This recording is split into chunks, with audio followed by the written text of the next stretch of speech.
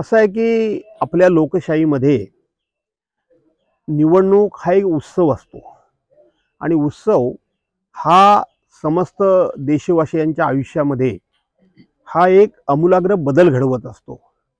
Doctor Babasaheb आंबेडकरांच्या घटनेनं एका मतानं या देशाला घडवण्याची ताकद ही एका मतामध्ये दिलेली आहे। ही निवडणूक जरी राज्याची असली तरी शेवटी मताचं महत्त्व तेच आहे।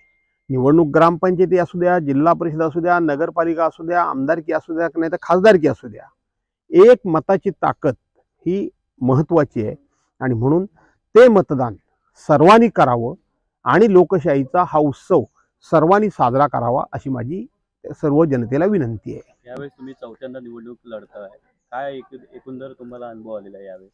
खरं आहे की या मतदारसंघातून म्हणजे 264 गुहागर विधानसभा मतदारसंघातून ही माझी चौथ्यांदा मी निवडणूक लढवतोय, परंतु माझ्या आयुष्यातली मी 9वी निवडणूक ही लढवतोय, 9वी। त्यामुळं या निवडणुकीमध्ये मी ज्या दिवशी उमेदवारी अर्ज भरला त्याच दिवशी माझा विजय मी जाहीर केलेला आहे। आजही तो विजय अधिक 50,000 मतांपेक्षा जास्त होईल याची मला खात्री आहे। आज मतदानाचा दिवस आहे, जनतेला तुम्ही काय आव्हान कराल? जनतेला एवढंच मी आव्हान करेन की तुमचा मिळालेला हा मतदानाचा पवित्र हक्क आहे, या मताचं पावित्र्य कमी होईल असं वागू नका। विकासाकरता मत द्या, त्याचबरोबर डॉक्टर बाबासाहेब आंबेडकरांची घटना आणि संविधान वाचवण्याकरता मत द्या। लोकशाही अधिक बळकट करण्याकरता, समृद्ध करण्याकरता मतदान द्या। मतदान करत असताना हे विचारानं करा की आपण हे मतदान कोणाला करतोय।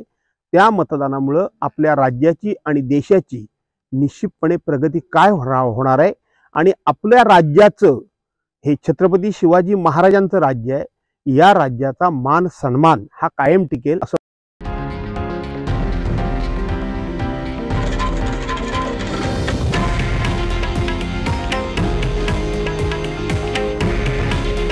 हे आहे देशातील नंबर 1 न्यूज नेटवर्क आणि आपण पाहत आहात TV9 मराठी। काळजी तुमची, हित महाराष्ट्राचं।